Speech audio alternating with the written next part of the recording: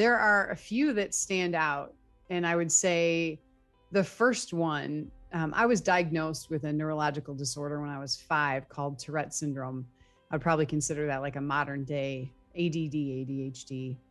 It's neurological. And when I was in 3rd grade, I remember just struggling to read. And we had reading time on a rug or a carpet.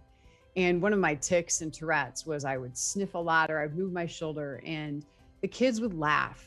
They would constantly laugh because they thought I was trying to be funny.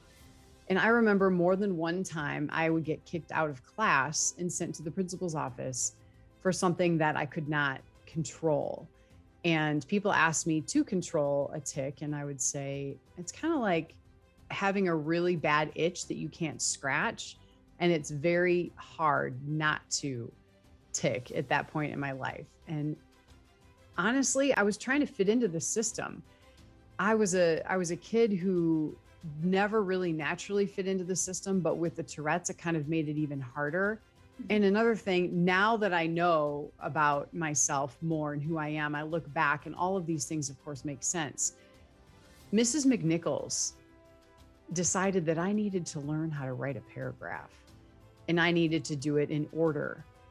And in 6th grade, she said, "Hey, Gail, maybe after school, we could take a minute and go over how to write a paragraph because my sentences were fragmented and run-ons. And I don't naturally do things in sequential order. It's not in me. However, I realized the importance of learning how to write an appropriate paragraph. So even though it was a struggle and it took an hour and a half and it ended in tears, I was not a happy camper, but it was important that I learned how to do it.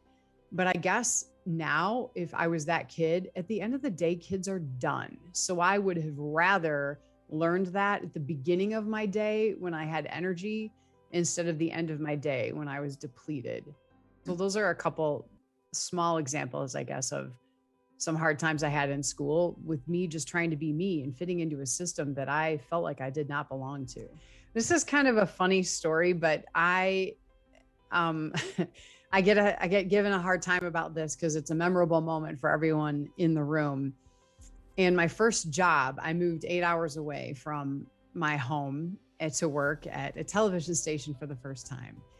And I didn't know what I was doing or what I was selling. I walked in and I saw the yellow pages at my desk and and that was it. It was the yellow pages. It was a cork around me. And I had like a window to my right and a chair and a phone. And of course they said that's your account list. Like 21-year-old or 20-year-old or whatever I was at the time, that's your account list. And so then I'm like, okay. And I learned I just made stuff up a lot. Like I didn't know what I was doing. I listened to other people in the area that I was in to try and figure out how to sell this advertising stuff that I was supposed to sell. And then we had these meetings every Tuesday morning at 8:00. We'd have these meetings and there were smokers in the meeting room. So one day my boss was having a really bad day and he lit his cigarette backwards. He lit his cigarette backwards and I was kind of laughing at what he did. And he's like, "Mahoney, what are you laughing at?" And I'm like, "You know what? You just lit it backwards. That's all." And I had been in these meetings. It was probably now a year and a half or maybe a year. And I guess I did something all the time that really irritated him. And today was the day he was going to let me know. So I would say about, I don't know, maybe 3/4 through the meeting, I was done. And what I usually did when I was done listening to the information, and I would get up and I would leave because it wouldn't pertain to me anymore. And I just left because I was like, you know what? I don't need to hear this. And I didn't think there was anything wrong with that because that's how I rolled, right? But on this particular day, he was having a bad day and I got up and he was like, "God damn it, Mahoney, sit your ass down, sit down in that seat. You are not done yet." And I was like, oh man.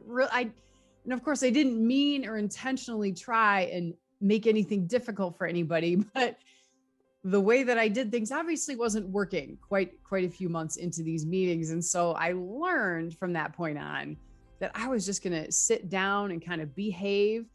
And then the other thing that I did was really odd for people at the station is when I'd sign out to say where I was going, I would say home because I can't focus on what I'm doing at work. So I would go home and I would try and make calls or do my work there. And they're like, hey, Gail, you can't do that. You can't say home. I'm like, why? That's where I'm going. Well, because it doesn't look good.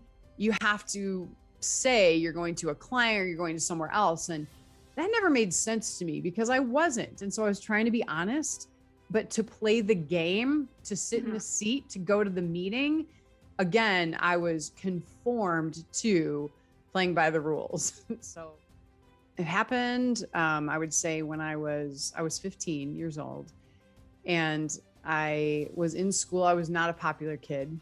I was not a pretty kid. I was not I mean, I was liked by some people, but I kind of wanted to be more liked, as a lot of kids do, I'm sure.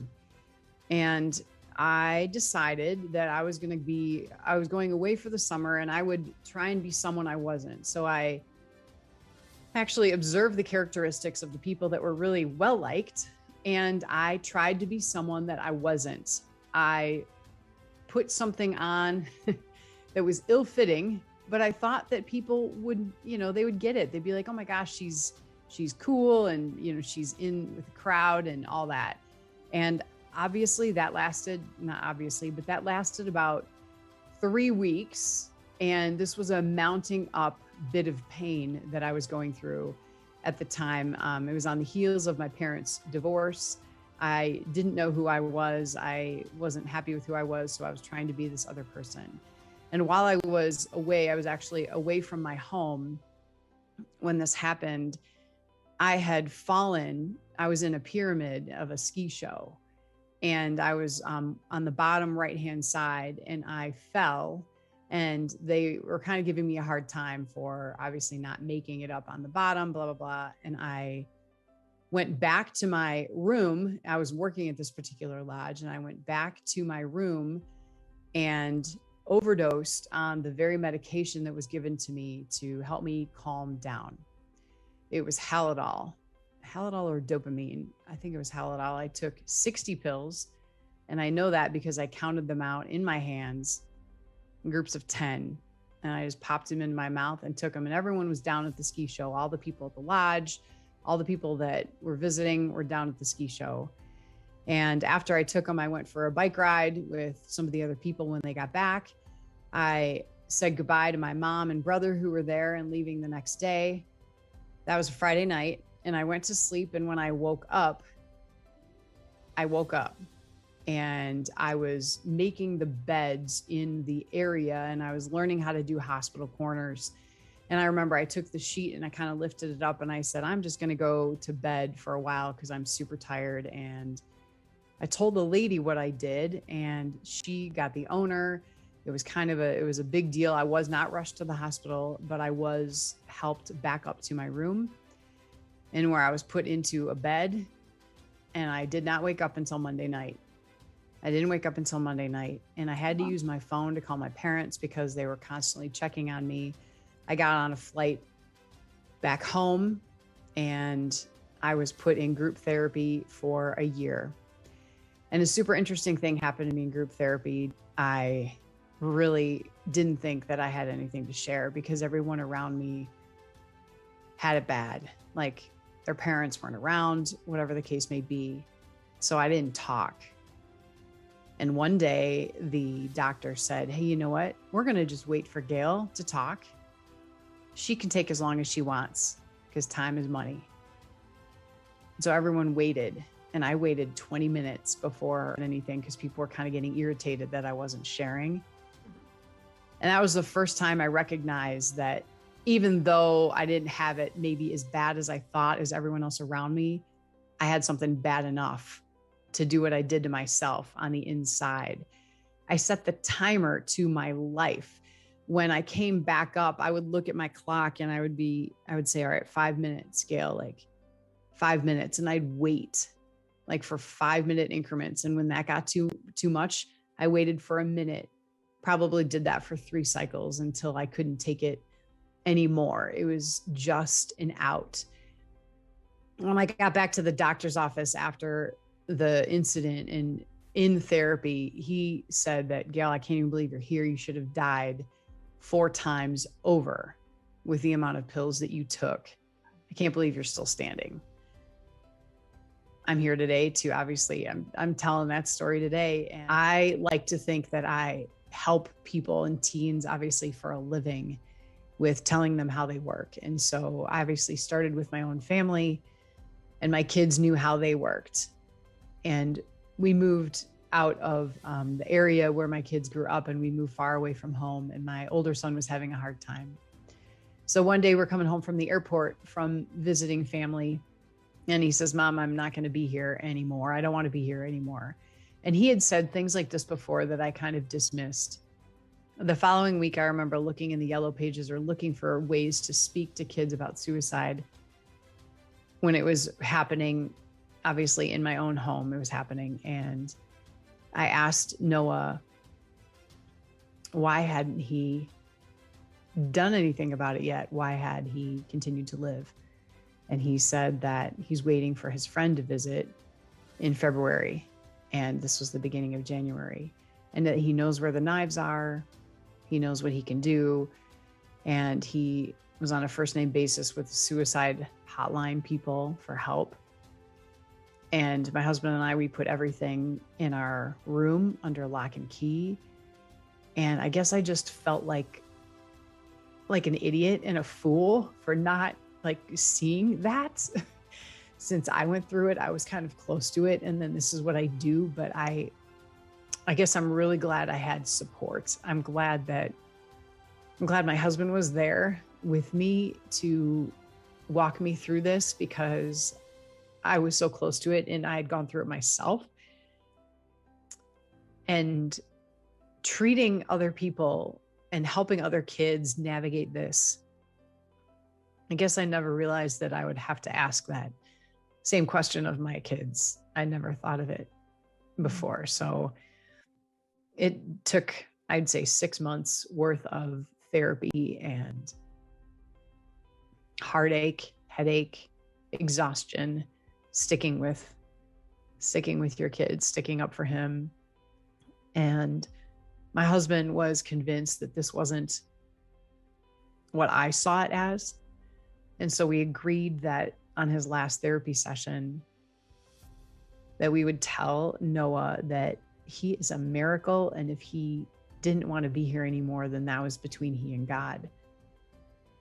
And Noah said, you sound so flippant. You sound like you're so casual with it, Mom. And I said, we're not casual, baby. I would do it again in a heartbeat. I would change everything to support you in a heartbeat. But you being here, you living, has got to be up to you. It is not for us to decide to keep you alive. And so he went up to therapy, and she called me in about 20 minutes later and asked how things were going in the home. And I said, I think he is learning how to communicate better, and he is. And she said, I agree with you. I don't think that you need to come back for quite a while. And we haven't been back since. So he didn't say anything to her, and we've kept the lines of communication open. He knows my story. I know his story, and one day, hopefully he'll share it to help others. But that's my story for now.